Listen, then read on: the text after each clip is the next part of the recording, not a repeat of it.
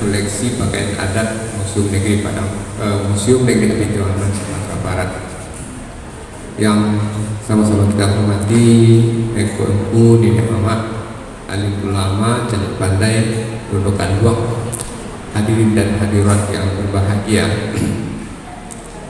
Kepada kami diminta untuk membuat narasi tentang koleksi pakaian adat yang ada di museum ini, dan itu banyak sekali sebetulnya pakaian itu.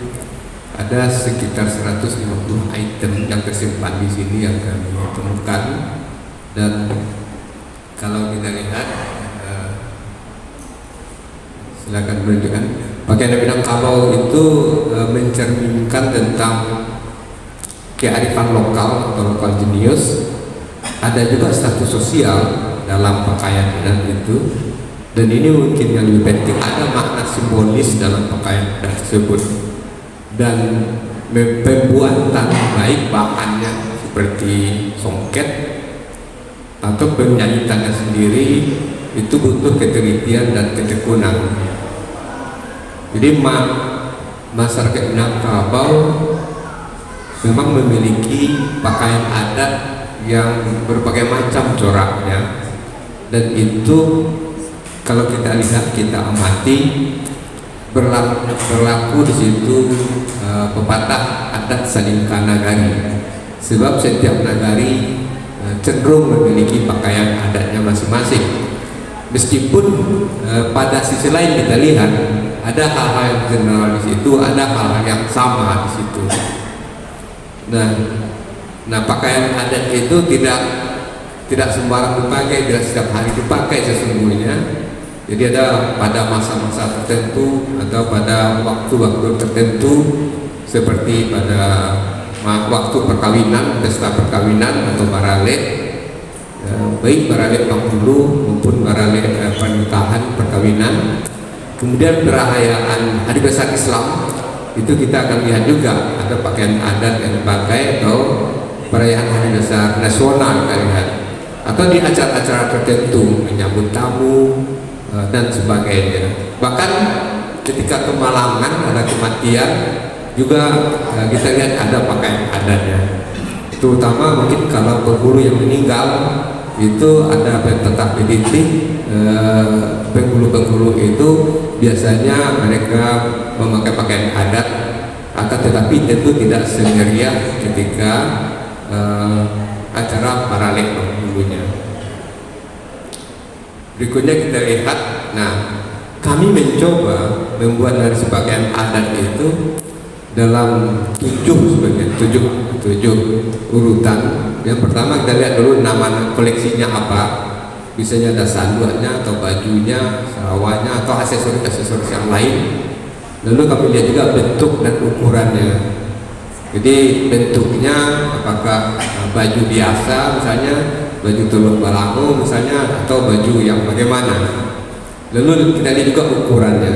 Jadi ukuran itu panjangnya berapa dan sebagainya. Kemudian barulah kami mendeskripsikan pakaian adat tersebut. Misalnya sanduan itu bagaimana bentuknya dan sebagainya dan sebagainya, dan apa fungsinya. Jadi siapa yang boleh memakai, siapa yang belum boleh memakai dan sebagainya. Dan yang terpenting adalah yang kami tekankan sesungguhnya yang di koleksi itu nilai filosofis dari pakaian adat tersebut. Karena ketika orang datang ke sini, ke museum kita ini, lalu dia melihat pakaian itu begitu saja, maka dia tidak akan tercengang apa nilai filosofisnya di dalamnya. Dia hanya akan terheran, akan melihat, oh ini indah dan sebagainya. Sementara pakaian adat yang dipajangkan di museum ini harusnya kan ada nilai filosofis, sehingga semua orang ada kedatang di sini ada unsur pendidikan untuk masuk ke atau melihat koleksi di museum kita ini. Dan tentu saja ada fotonya, sehingga bisa terlihat. Kalau sedang pameran seperti sekarang itu bisa dilihat semuanya, tapi foto koleksi itu mungkin nanti ada di web di web Museum Aditya Orman. Kalau kita lihat nanti itu akan bisa kita amati sedemikian rupa untuk kita cermati. Nah, dari 154 koleksi pakaian adat yang ada di Museum Aditya Orman itu, kami mengelompokkannya atas 6. Jadi ada pakaian penghulu, ada pakaian pengantin laki-laki, ada pakaian nenek mama, ada pakaian bulu kanduang, ada pakaian pengantin perempuan, lalu ada beberapa aksesoris yang menyangkut di pakaian tersebut. Dan semua pakaian tersebut dan juga aksesoris itu juga memiliki makna atau nilai-nilai filosofis. Nah, biasanya kalau kita orang Minang melihat pakaian itu kan sapataka itu dari atas sampai ke bawah gitu. Jadi kami coba ya yang ada di koleksi di sini yang bisa kita identifikasi itu ada sandal untuk penghulu, ada baju penghulu, ada celana penghulu, ada salempang, kemudian ada sarung bugis yang biasa ditaruh di leher, lalu ada cawek atau ikat pinggangnya, kemudian cawek itu di luarnya ada sesamping, kemudian ada keris, dan di beberapa hulu juga ada pending ikat pinggang dari perak atau dari emas yang disabun. Lalu tentu ada tongkat penghulu dan ada terompa sandal. Nah, ini ada semua di sini, ada semua di museum kita ini. Setelah kita identifikasi dan masing-masingnya tentu akan ada maknanya. Salua, baju, celana mengapa begitu, salempang mengapa harus ada, sampai ke tungkek itu juga ada maknanya. Nah, di sini yang kami tampilkan hanya satu, yaitu nilai filosofi saluk penghulu. Nah, ini kan unik, kopiah penghulu itu, kopiah dalam tanda petik ya, kalau kita mengatakannya saluk. Kenapa orang Minang bisa menciptakan hal yang sedemikian rupa? Ini tidak ada di tempat lain, saya kira. Di berbagai etnis di Indonesia ini tidak ada yang membuat seperti ini. Nah, ini kan kerumitan yang kalau kita lihat, dan itu butuh ketekunan, kedisiplinan untuk membuatnya, dan semuanya ada maknanya. Dan nilai filosofis yang setelah kami coba lihat di beberapa literatur, ada kedutaan lipat-lipat itu. Jadi itu bermakna peraturan yang harus ditaati oleh seorang penghulu dan juga sistem demokrasi yang ada di Minangkabau. Jadi tidak sembarang saja lipat-lipatannya itu. Nah, kita kan berharap kalau ada pengunjung ke museum ini lalu dia membaca teks seperti itu, maka dia akan paham apa makna saluan tadi. Nah, seterusnya selain itu, lipatan ini juga bermakna bahwa seorang penghulu harus cerdas, bijaksana, dan juga memiliki pemikiran yang mendalam dan penuh pertimbangan, serta mampu membimbing anak dan kemenakannya. Jadi kalau kita melihat salua itu memang berat sebetulnya beban yang dipikul oleh seorang penghulu dengan melihat lipat-lipatan, bagaimana cara membuatnya dan sebagainya. Nah, lipatan ini juga melambangkan sholat 5 waktu dan juga 5 unsur, yaitu penghulu, katib, pemerintah, jadi pandai, nanti lubalang. Terdapat juga selalu memiliki 13 lipatan yang berarti bahwa ada 13 rukun dalam sholat. Jadi masing-masing nagari memiliki gaya yang sendiri-sendiri. Mungkin ada yang 5 lipatan, ada yang 13 lipatan. Nah, itu yang saya katakan tadi, bahwa setiap nagari itu memiliki adat salika nagari. Jadi mereka akan menciptakan sendiri, tapi generalisasinya ada. Jadi semua penghulu harus pakai salua ketika upacara-upacara adat, baik dalam perkawinan, apalagi dalam barale penghulu. Nah, kemudian pakaian pengantin laki-laki, sepataka itulah yang kita lihat, yang kita jumpai. Ada salua juga. Jadi di beberapa nagari pengantin laki-laki itu atau para pula itu pakai salua gitu. Di kampung saya ketika saya pakai salwa, tapi di daerah lain dia pakai destar saja, jadi macam-macam. Kemudian ada baju dan juga celana, kalung. Ada laki-laki itu pakai kalung, ada yang tidak. Lalu ada ikat pinggang, terus ada kain barokok, donsi tadi, lalu ada celana, lalu ada terowongan. Nah ini yang berikutnya, di beberapa daerah ikatan kepala itu seorang marapulai itu lingkar namanya atau iket seperti ini. Jadi tidak selalu pakai salwa, tidak pula pakai destar gitu, tapi dia pakai lingkar. Nah pada bagian pertemuan itu yang putih di tengah itu dipasangkan buntai bunga melati atau cempaka sebanyak 7 atau 5 kuntum. Kuntum menunjukkan si pengantin keturunan raja, dan 5 kuntum menunjukkan ia keturunan seorang penghulu. Jadi itu sangat status sosialnya kita lihat di situ bisa. Apakah dia keturunan raja atau dia seorang keturunan dari seorang penghulu atau orang biasa saja. Iket melambangkan ikatan pernikahan akan dijalani seorang laki-laki dan juga bentuk tanggung jawab serta budi pekerti yang harus dimilikinya. Sementara itu emas dan perak menjadi lambang kekayaan yang dimiliki oleh seseorang. Jadi ada mainan emas dan perak di nikah itu. Kemudian ini kami coba membaginya lagi. Ada pakaian niat mama berbeda dengan pakaian penghulu. Jadi pada strata masyarakat Minangkabau ada sebetulnya niat mama. Misalnya dalam satu jurai atau satu partuo bagian dari suku itu ada namanya niat mama. Mungkin dia niat mama dalam satu nenek itu namanya mama tungkanai seperti itu. Jadi dia ada yang tidak pakai penghulu, dia ada yang pakai yang mama saja. Dia pakai kopiah. Jadi kalau di kampung saya di Bukit Tinggi ada daerah Akam, kopiah minyak mama itu agak berbeda dengan kopiah yang biasa.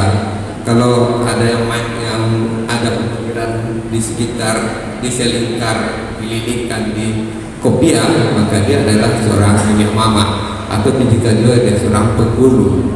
Oleh karena itu tanda kalau kita bertemu dengan dia, berjumpa dengan beliau, kita tidak boleh sembarang menyapa saja gitu. Jadi itu salah satu simbol yang ada di mama. Lalu ada sarung. Jadi seorang milik mama itu kemana-mana selalu pakai pelekat ya, atau pakai sarung. Jadi jarang sekali dia kemana-mana itu tanpa ada aksesoris sarung. Lalu tentu ada teluk balangu atau kemeja, dan kadang dia bawa pakai tongkat gitu. Dan tentu saya pakai trompa. Nah, ini tongkat ini sebetulnya penghulu juga pakai tongkat, minyak mama juga pakai tongkat. Kadang dalam pesta perkawinan seorang marapulai juga pakai tongkat. Jadi ini sangat relatif. Tapi pada sisi lain kita lihat bahwa tongkat itu ada filosofinya. Jadi tongkat itu melambangkan seorang penghulu, merupakan seorang yang dituakan dalam sebuah keluarga yang memiliki kewajiban untuk menjaga nilai-nilai adat, anak kemenakan dan juga kaumnya.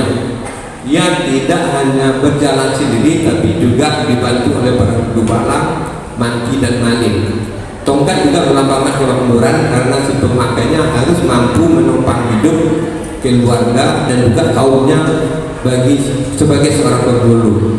Tongkat juga menunjukkan jalan yang lurus yang harus ditempuh.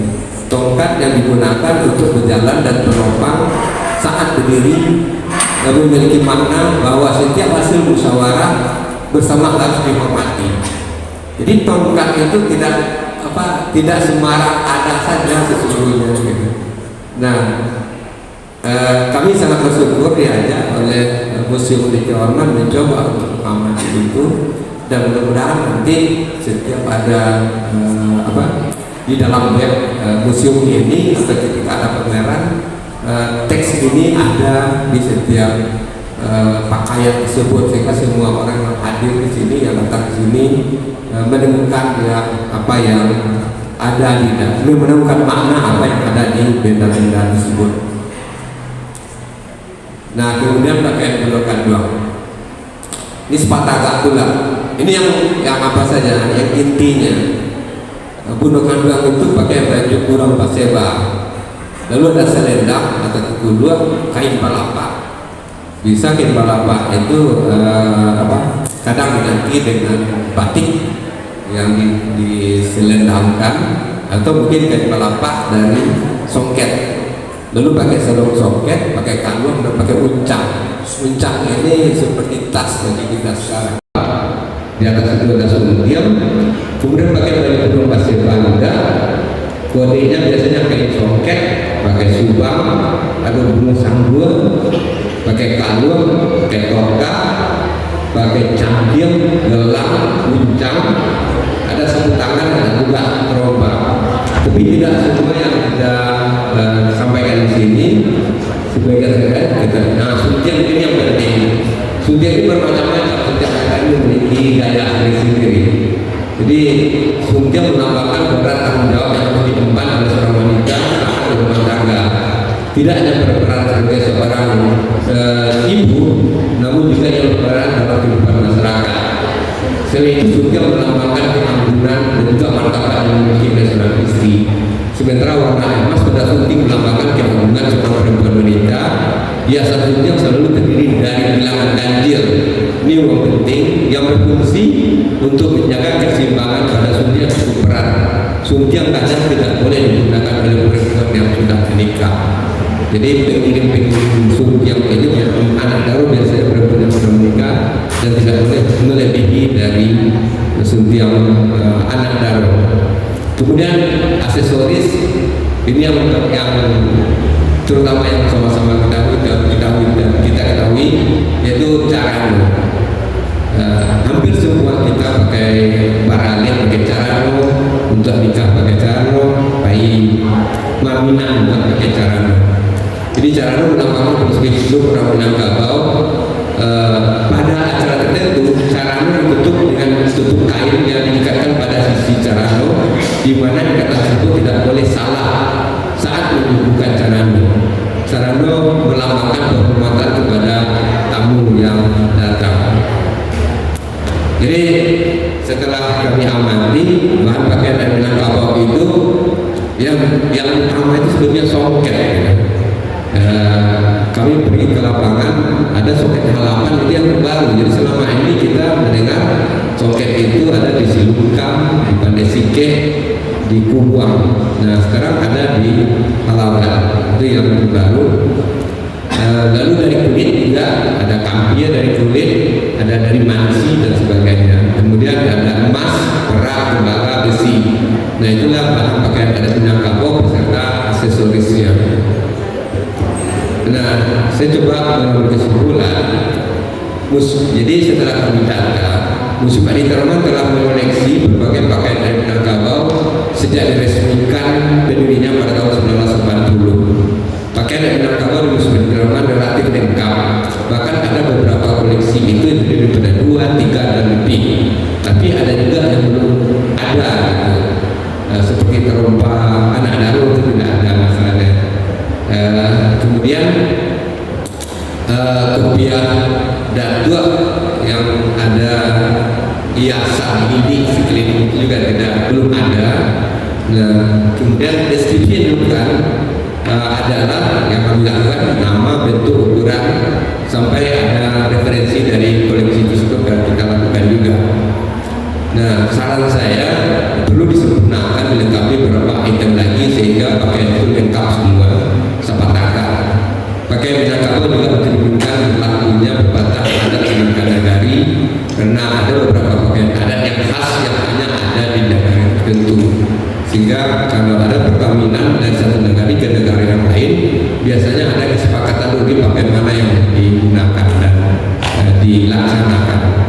Sekian, terima kasih. Billahi taufiq. Assalamualaikum warahmatullahi wabarakatuh. Saya serahkan kembali kepada Bapak. Bapak dan Ibu, itu pemaparan beliau terbatas hanya pada koleksi pakaian dan koleksi yang ada di museum. Dinas Kebudayaan Sumatera Barat sudah mulai membuka ada lebih kurang 600 pakaian adat yang ada di Minangkabau, dan itu baru hanya sepertiga mungkin bukan dengan Dinas Kebudayaan, tapi karena COVID begitu banyak akhirnya jadi tertunda. Baiklah Bapak dan Ibu, kita serahkan kepada Bung Bahri untuk membahas apa yang dituliskan oleh Pak Zulullah. Terima kasih Pak Ari. Bismillahirrahmanirrahim. Assalamualaikum warahmatullahi wabarakatuh. Sebenarnya dua pekerjaan berat ini.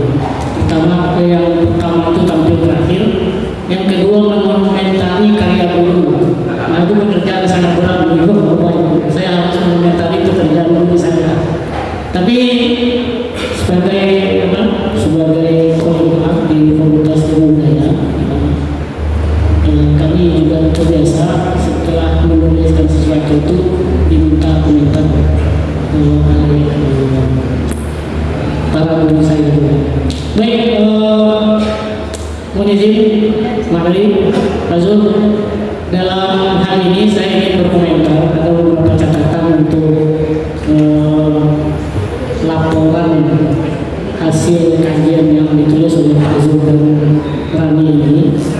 Catatan pertama saya adalah karena judulnya koleksi pakaian Minang, koleksi pakaian adat yang dari museum. Yang pertama kita berbicara soal definisi dulu, walaupun Pak Zul sudah mengatakan tadi bahwa konsep pakaian bagi orang Minang itu sangat adat, tapi karena laporan ini nanti akan dibaca oleh bukan hanya orang Minang, bukan hanya oleh orang Minang, kita juga harus berpijak dulu dari definisi pakaian itu. Jadi setelah saya cari referensi, pakaian itu adalah barang apa yang dipakai, baju, celana, dan sebagainya. Ya. Mendesak adanya Ya, ini catatan pendek saja. Ya, enggak. Saya temukan pemilik mobil Suzuki Swift BA 1449BY. Suzuki Swift BA 1449BY mohon memindahkan mobilnya karena menghalangi mobil yang akan keluar. Sekali lagi mohon kesediaannya untuk memindahkan mobil Suzuki Swift BA 1449BY. Terima kasih. Mohon maaf, silakan. Ya, Mari.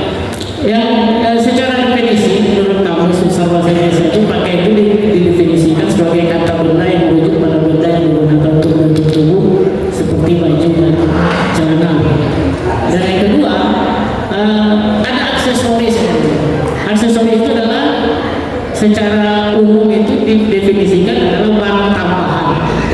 Nah, barang tambahan yang melengkapi atau mempercantik pakaian itu. Nah, jadi dari hasil kajian yang ditulis oleh Pak Zul dan tim itu, dari 170-an item yang ada itu, hampir 50% diantaranya itu aksesoris. Nah, jadi kalau boleh usul ini ke pihak museum, kalau boleh usul, kalau seandainya judulnya masih bisa dinegosiasikan, direvisi, mungkin ada baiknya diubah menjadi pakaian dan aksesoris. Karena kalau walaupun konsep di Minang itu pakaian sama adat, tapi karena ini akan dibaca oleh khalayak, tetap saja khalayak yang lebih ramai itu menganggap ini aksesoris ini. Itu maksudnya. Yang kedua, catatan yang kedua saya adalah Karena ini adalah kajian pustaka dan dilakukan di museum, sepengetahuan saya beberapa tahun yang lalu museum juga ada meneliti atau melakukan kajian lebih spesifik tentang pakaian ini, yaitu tentang suntiang.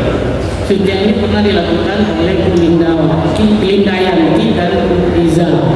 Nah, di sini apa yang ingin saya sampaikan ke Pak Zul, bagaimana ini bedanya nanti? Apakah tidak akan terdokumentasikan satu koleksi yang sama dengan dua deskripsi yang berbeda? Jadi Bu Riza dan Bu Lindayanti meneliti secara khusus tentang suntiang, koleksi museum. Pak Zul juga meneliti yang di situ ada juga suntiang. Nah, bagaimana nanti koleksinya ini? Nanti ada satu koleksi dua deskripsi. Nah, ini nanti efeknya akan membingungkan bagi pembaca ini. Ini mana yang benar, yang ditulis Pak Zul atau yang ditulis Bu Linda? Masih 2 tahun yang lalu juga Pak Zul juga ada penelitian khusus tentang keris, kalau saya tidak salah, di koleksi museum. Nah, nanti ini juga menjadi pertanyaan nanti.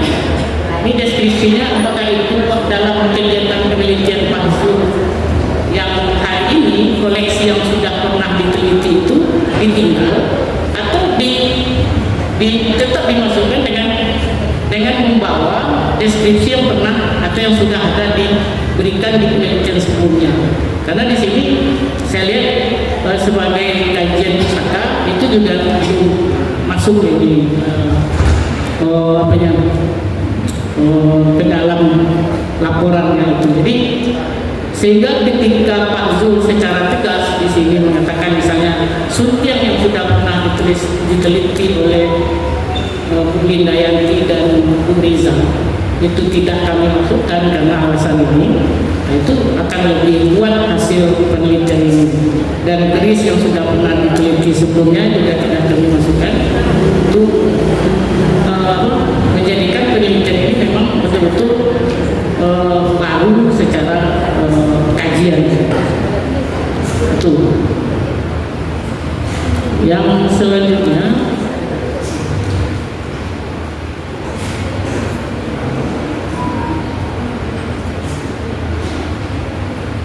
nah ini pengklasifikasian dulu.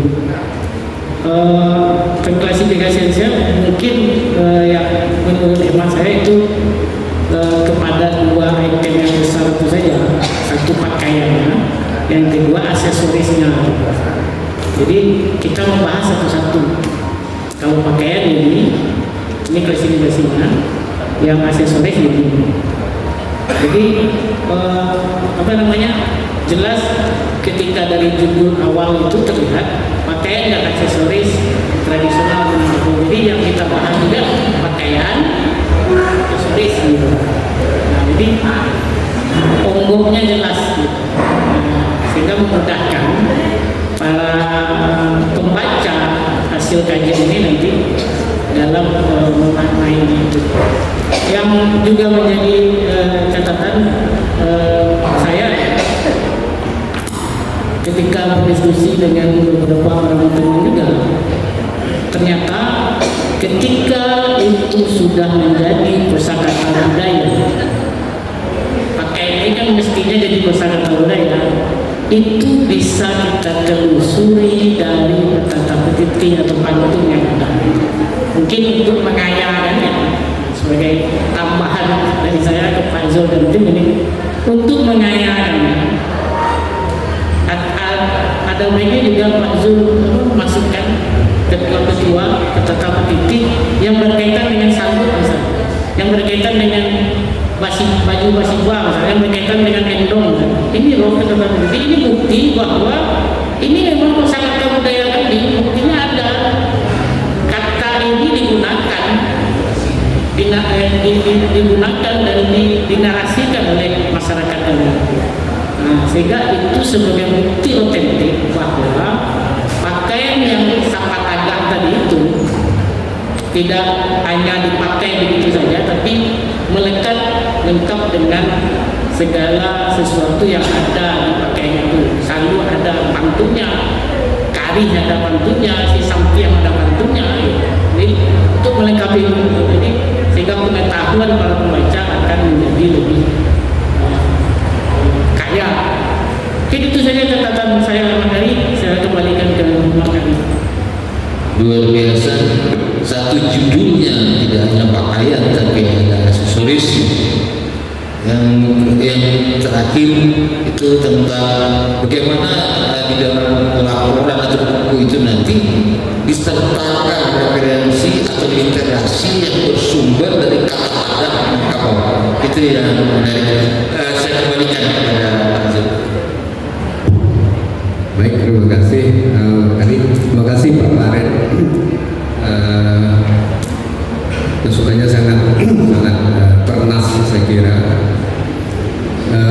Memang tujuan penelitian ini sebenarnya penelitian deskriptif saja gitu dari Bapak Ibu semua. Kalau kita ke museum, terkadang kan tidak ada deskripsi tentang benda tersebut. Terkadang deskripsinya sedikit saja tentang nama benda dan sebagainya. Nah, sesungguhnya setiap benda-benda yang ada di museum, apalagi misalnya pakaian, itu mengandung makna, mengandung nilai filosofis. Nah, itulah yang akan kita coba memunculkan nanti di setiap foto atau di setiap benda-benda yang ada di museum ini, terutama tentang pakaian tadi. Pada awalnya memang kami menemukan pakaian itu satu bidang saja itu. Kemudian barulah saya berpikir kalau begini saya kita deskripsikan laporan ini mungkin tidak ada klasifikasinya. Lalu referensi saya dari pengalaman saya banyak ganti Bapak Ibu semua.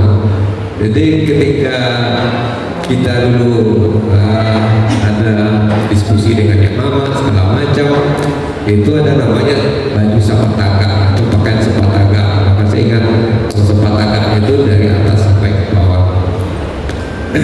Nah, pada sisi lain kain sapataka itu kan ada juga aksesorisnya.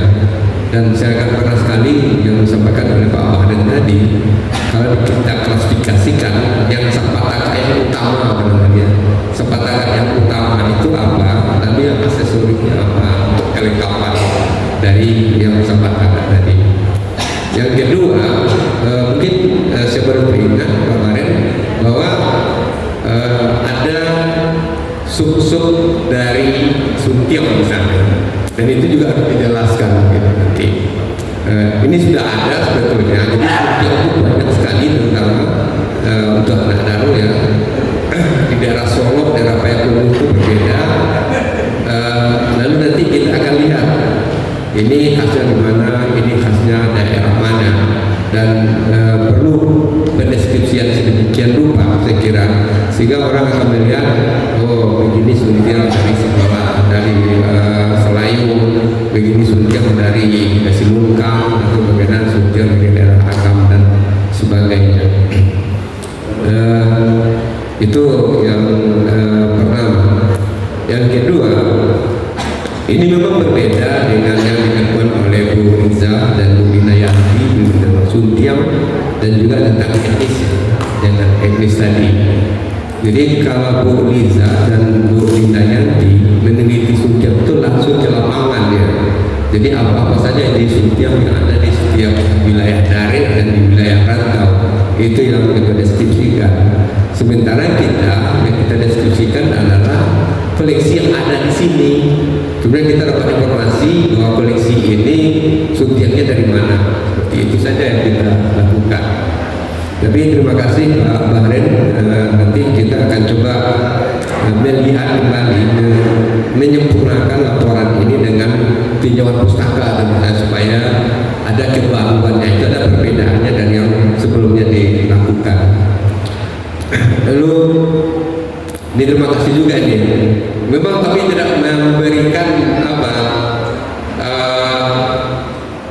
ini pepatah PTT kah atau pantun kah yang berhubungan pepatah adat, kata adat yang berhubungan dengan setiap pakaian adat itu. Sesungguhnya itu ada ya, ada, dan itu akan kita cari nanti sehingga betul-betul memperkaya, bukan hanya memperkaya tapi betul-betul menambah ilmu pengetahuan dari siapa yang melihatnya gitu. Dan kita bisa mengatakan juga seperti sampaikan oleh Pak Mahen tadi bahwa ada yang ideal, yang ada dalam pikiran, yang ada tertulis, lalu ada bukti historisnya mana atau yang otentisitasnya mana barangnya gitu. Jadi orang Minang itu tidak hanya pandai berkata-kata, tapi juga ada dalam barang-barang atau yang bukti-bukti yang dihasilkan dari budaya tersebut. Saya kira itu jawaban saya sebentar, Pak Heri. Terima kasih. Terima kasih. Jadi jejak historis originalitas Minangkabau itu biasanya tercatat dalam kata-kata adat. Kalau tidak ada dalam kata adat, diragukan otentisitasnya. Jangan sampai orang bikin pakaian seenak perutnya. Kalau tidak ada referensi kata adat, berarti diragukan otentisitasnya. Itu intinya ya. Terima kasih. Baiklah Bapak dan Ibu, dan mungkin kita sudah bersiap-siap untuk menanyakan sesuatu atau memberikan masukan. 3 orang di awal ini, 1, 2, 3. Baik, silakan. Tolong segera mikrofonnya, jangan lama-lama, waktunya habis. Di meja itu, di meja belakang. Ya. Dan ini hanya sebatas pakaian yang terjadi yang ada di sini, dan mungkin perlu dipertimbangkan untuk museum. Sumpiang misalnya itu bagian dari kelengkapan pakaian adat Sapataka. Apakah itu akan menjadi masalah ketika kita pisahkan? Ketika ada seorang desainer di Jakarta meletakkan semacam sumpiang di kepalanya dengan pakaian yang terbuka, banyak yang hebat kita. Apakah itu bisa dipisahkan atau bisa dianggap simbol pakaian adat sumpiang itu? Ini jadi bahan pertimbangan juga. Silakan Pak. Mana? Yang depan.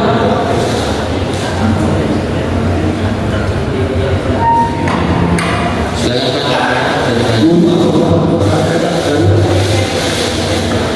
Saya sebetulnya bukan mau menyampaikan pertanyaan, hanya usul. Kebetulan saya sebagai praktisi pendidikan melihat pelajaran budaya adat Minangkabau itu diajarkan oleh guru-guru hanya untuk mengejar sertifikasi. Jadi usul saya kalau boleh ke depannya nanti yang mengajarkan itu dari rekam. Sekaligus kan bisa menjelaskan dan tertinggal para anak. Kalau guru sejarah mengajarkan, guru geografi, guru PNP, itu dia baca dulu, nanti baru dia sudah membaca lagi. Tapi kalau ketika orang LK mengajarkan, itu pasti lebih tertinggal dari para anak. Saya rasa kalau kita mau anak-anak kita mengenal mengenai pendidikan, fungsi berpakaian ini ada baiknya memang kita serahkan kepada ahlinya. Jangan hanya mengejar sertifikasi dari guru. Terima kasih Pak. Terima kasih. Maksudnya diajarkan oleh nenek mama pemilik adat. LK itu salah satu organisasi nenek mama, tapi tidak mewakili nenek mama seminangkabau. Banyak organisasi lain yang sama derajatnya dengan LK. Cuma dari dulu kan pemerintah menyatakan LK sebagai perwakilan dari nenek mama Minangkabau. Ini yang agak keliru. Jadi bisa saja nenek mama ikut di situ. Kita catat dulu Pak Zul ya. Silakan Bu. Kalau terlambat lihat Pak. Itu dulu. Terlambat lihat. Terima kasih. Saya dari pusat budaya Minangkabau. Apakah di kajian yang kita paparkan itu ditemukan klasifikasi mana yang paling penting dari pengaruh perubahan cara berpakaian dan segala macam, warnanya, stylenya, atau cara memakainya. Ya, karena kita lihat di perkembangan cara memakai maupun warna pun makin lama makin berubah. Dulu sih kita tidak melihat orang pakai pengantin perempuan, tidak ada yang bajunya biru, tidak ada yang bajunya putih, hampir rata-rata itu merah. Tapi sekarang kita lihat ada yang biru, ada yang hijau. Nah, jadi apakah ditemukan pakem, ya, pakem cara memakainya? Kalau orang di Jawa misalnya perempuan itu pakai apa namanya, bemben, ya. Nah, kalau jamaah pakai keris dari belakang kita taruh, nah itu pakem. Nah, dalam hal yang seperti ini, apakah sekuat apa pakem itu dipatuhi? Terima kasih. Terima kasih. Barangkali nanti ini kita lemparkan ke pemulunya. Pak Datuk banyak disiplin. Silakan. Berarti nak gape, mohon maaf nak ketipu ibu. Nak ketipu ibu itu betul. Silakan Bu. Assalamualaikum warahmatullahi wabarakatuh. Bapak di depan Pak Zul, mungkin ada saran ini sedikit ada mungkin yang belum disebut oleh Bapak atau memang sudah Bapak tulis tapi tadi tidak disebutkan, yaitu masalah warna. Karena warna dalam pakaian adat di Minangkabau itu menentukan warna baju datuk akan berbeda dengan warna baju dibalang. Nah, yang kedua juga masalah tadi warna salwak. Salwak itu kan tadi ditayangkan, tapi warnanya tidak disebut. Ada warna salwak ini yang karahanguin. Apa maksudnya itu? Ada warna coklat, ada warna biru, ada warna putih. Nah, mohon itu juga dilengkapi yang ada di museum kita ini, karena museum kita ini sudah menjadi tempat pembelajaran bagi para siswa. Itu masalah tongket. Jadi Bapak buat ada bahasa Indonesia, ada bahasa Minang. Itu tongkat, ada tongket. Ayat keduanya mungkin dalam bahasa Minang kita buat dalam bahasa Minang, dalam bahasa Indonesia, dalam bahasa Inggris, Bapak Ibu. Karena yang datang juga ke sini nggak orang asing juga datang. Nah, tongket ini ada yang datuk yang punya pisau di dalamnya, ada yang tidak. Nah, siapa yang pakai tongket, yang pakai pisau itu siapa itu yang pakai itu? Terus lanjut lagi, kalau budakan dulu nenek-nenek awak itu ada uncang. Karena kan budakan itu amun kulit sampai menyimpan piti di dalam parutnya itu. Nah, itu kan kalau tidak dikaji lagi itu, tidak dicatat lagi itu hilang nanti. Nah, uncang. Awak dulu mintakan nenek piti ambil dari uncangnya. SKP ya. Terus sampai sugi. Tadi kan caranya kan tempat laki-laki aja ya, warna bajunya, filosofinya. Terus pula kami minta masalah tinggulak. Tinggulak itu kan banyak. Ada tinggulak sapi, ada tinggulak kandua, ada tinggulak sungainya. Nah, jadi mohon ini masing-masing itu kan ada daerahnya dan apa filosofinya. Antara tinggulak darit itu tinggulak sungainya itu yang darit tidak bertingke, yang sungainya bertingke. Nah, ini masalah ini mungkin cukup jadi perhatian bagi kaum ibu. Dan jadi kaum ibu tidak hanya memakai aja, dia memakai baju dua dipakainya kaluang campur-campur aja gitu. Padahal itu kan itu filosofinya. Kalau yang kayu dua itu kaluangnya kalung taban. Nah, kalau yang itu tuh salin foto gadang. Nah, kemana pasangan-pasangannya? Itu aja mungkin saran supaya lebih dilengkapi koleksi kita. Terima kasih. Assalamualaikum warahmatullahi wabarakatuh. Langkung. Silakan Bapak. Terima kasih. Namun tidaknya bahan sajian 123 tadi itu sangat menunjang sekali, terutama untuk Ambo sebagai pelestari adat budaya di sekolah dalam mata pelajaran mata. Nah, di manakah ini kami bisa mendapat? Satu, kalau nggak dikasih sama Pak Zeta di luar nanti saya yakin tidak ada lagi, hilang semua. Jadi kalau dapat, saya pengalaman di senamnya SMP, sebutkan Nini Mama dan Pet ini, tidak terjawab. Apakah kita yang hadir hari ini berpikir ke sana sehingga nak lihat gedang Serawa atau Serawa gedang pakai tutup Serawa gedang atau gedang Serawa. Jadi saya harap bagi saya normal ini mana bisa dapat macam-macam makan berbulu serta dapat tadi ya bang. Nah kalau Pak itu kurang pengimbang sebenarnya. Nah kami di bawah orang pelaku.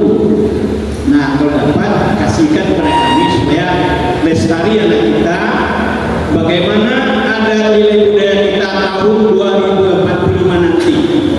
Sekarang kita selesai. Terima kasih. Terima kasih.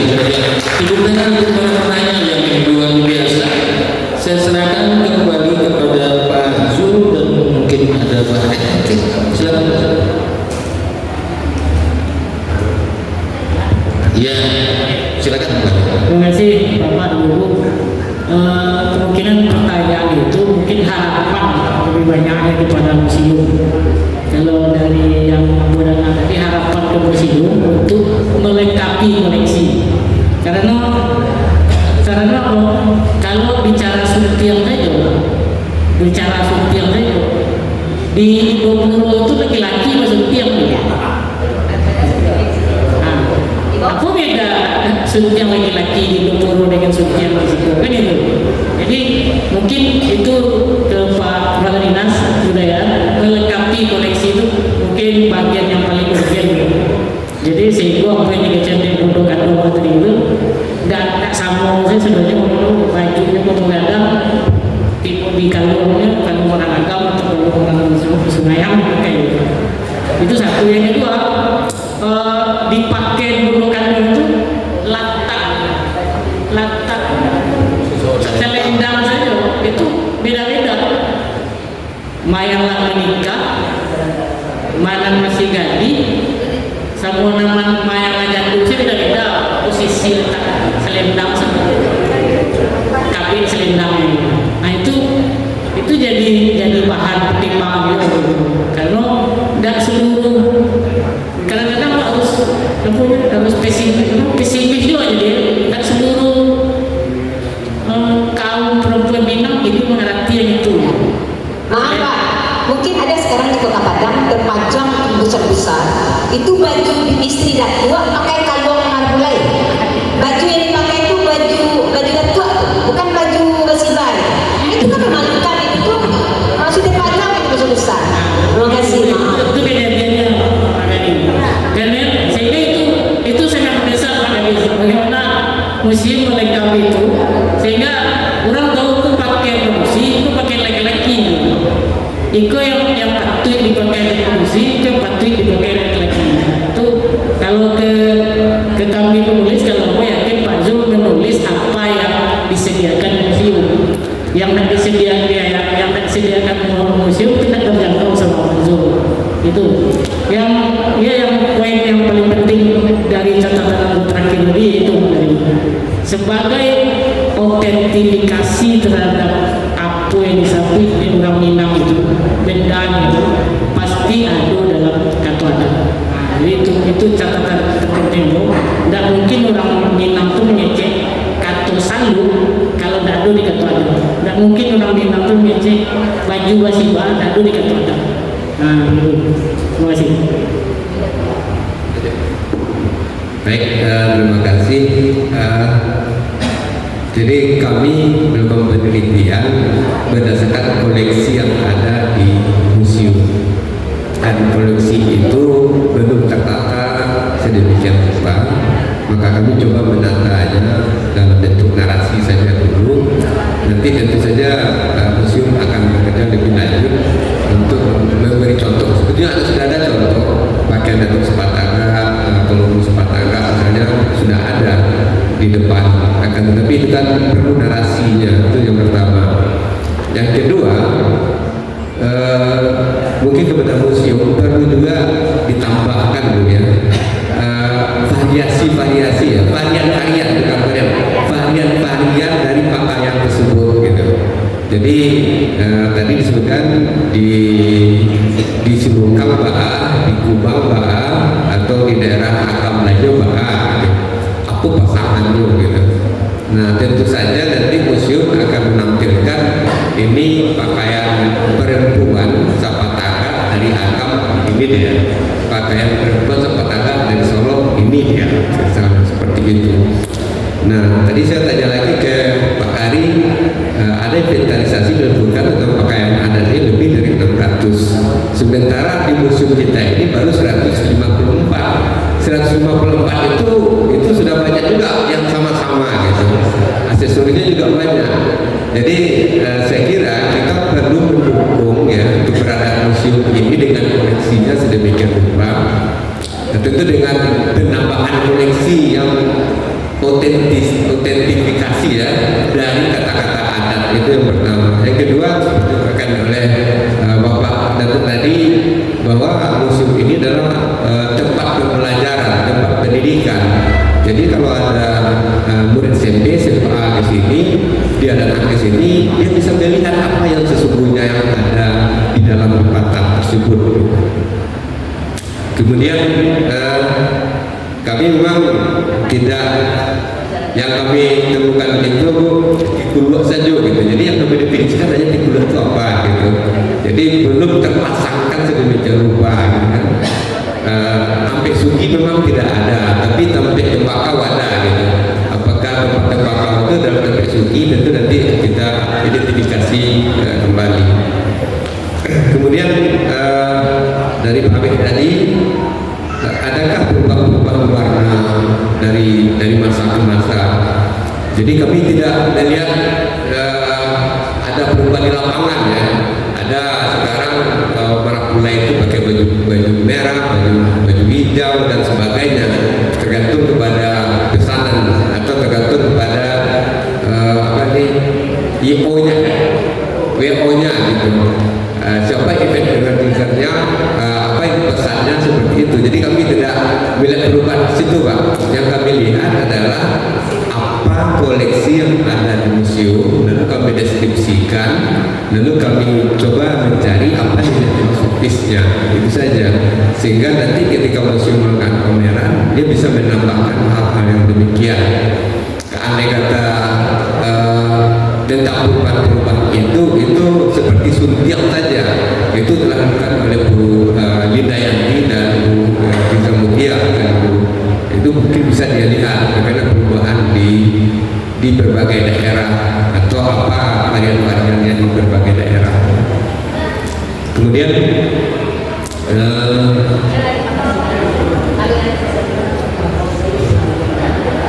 oh ya, mudah-mudahan nanti hasil ini akan kita sempurnakan. Mudah-mudahan nanti bisa dibagi-bagikan ke setiap lembaga yang terkait, dan tentu itu didasarkan pada apa yang ada di museum. Jadi tidak ada yang di luar, tidak yang di lapangan, tidak yang di daerah atau di masyarakat seperti itu. Jadi mohon dimaklumi, inilah baru yang ada di museum, dan mudah-mudahan nanti ada Pak Jeff Kepala Dinas Kebudayaan, mudah-mudahan nanti ada dana yang melengkapi 600 ya. Lebih kurang 600 pakaian adat Minangkabau akan disimpan di sini. Mudah-mudahan itu terlaksana nanti. Terima kasih. Assalamualaikum warahmatullahi wabarakatuh. Ada yang hal dari Agam, ada dari apa tanggapan salah seorang pengunduh kita minta. Ada foto yang katanya itu foto Mundokan Juang, ya, Mundokan Juang. Di sampingnya berdiri ada foto Ketua Agam Sumatera Barat. Itu yang dimaksud? Enggak kan, itu contoh. Ada foto yang itu di sampingnya itu. Apa tanggapannya? Kalau istrinya berpakaian, harusnya pakaian baju basibah, alurnya kalung nyara, tapi pakaian yang itu adalah laki-laki. Ada yang berani menanggapi? Boleh Pak, silakan. Ya. Apa tanggapannya Pak?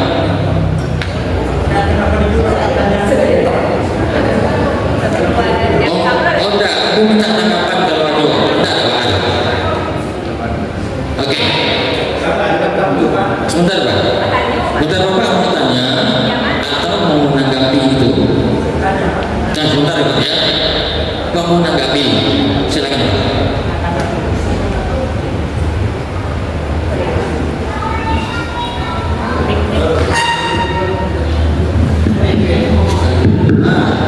Terima kasih. Bisa lambat untuk apa tadi Pak? Foto di mana? Terpanjang besar-besar di Mahalai. Di Pasar Alai. Pasar Alai yang di situ. Pernah lihat tak? Pernah lihat? Nggak, kita nggak sebut orangnya, cuma ada seperti itu. Oke. Pak, itu sudah pertanda nilai-nilai budaya kita semrawut. Nah, Terima kasih. terima kasih Pak. Terima kasih.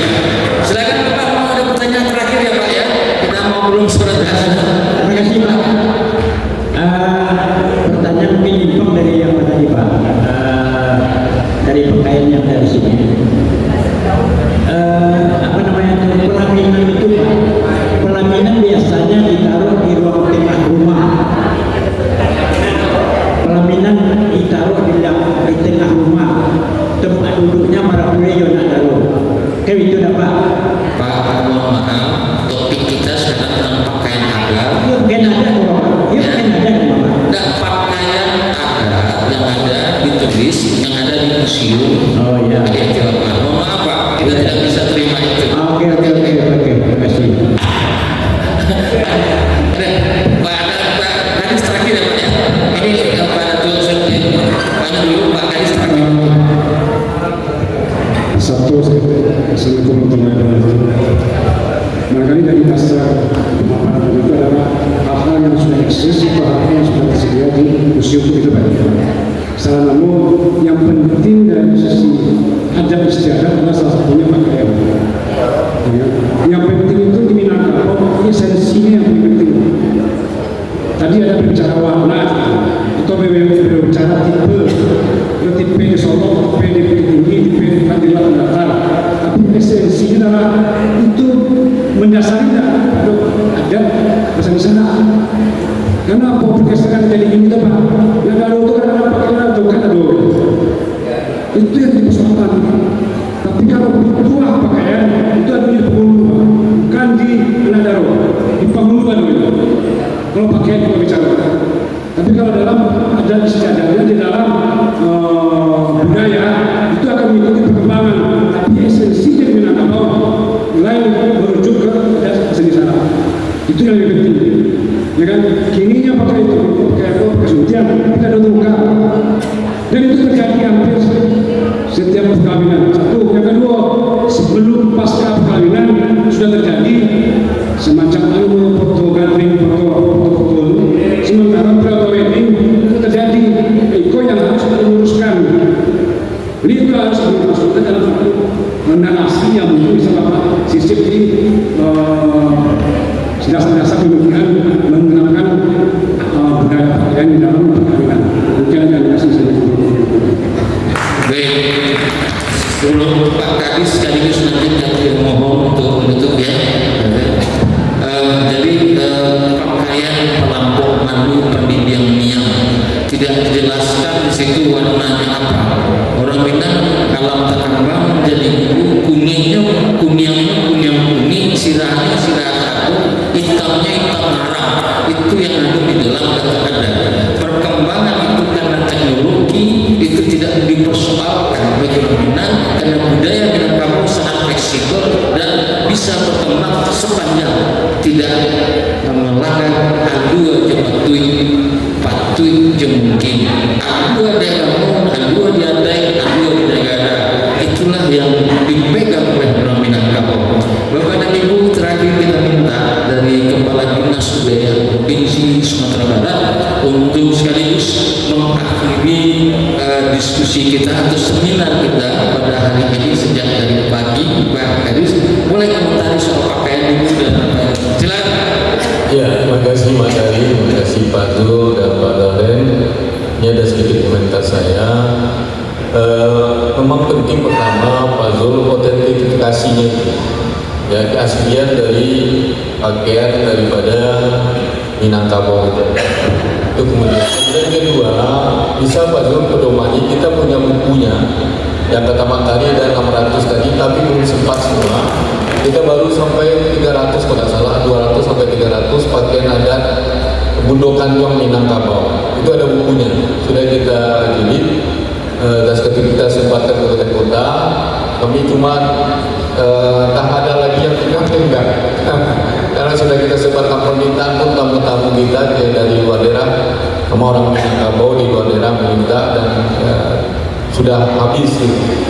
Kemudian yang kedua, ketiga, Pak Zul, memang kan survei Pak Zul di museum saja, tapi mesti ada pengembangannya gitu. Artinya tidak hanya terpaku 150 koleksi yang ada di museum gitu. Dan sehingga nanti kalau kita terpaku itu, berarti kan kita banyak pakaian Minang yang lain. Kalau dapat ditambah lagi gitu. Artinya survei Pak Zul tidak hanya ada yang ada di museum gitu. Sehingga artinya bisa ini pakaian yang lain yang nggak terdata sama Pak Zul itu bisa dilengkapi.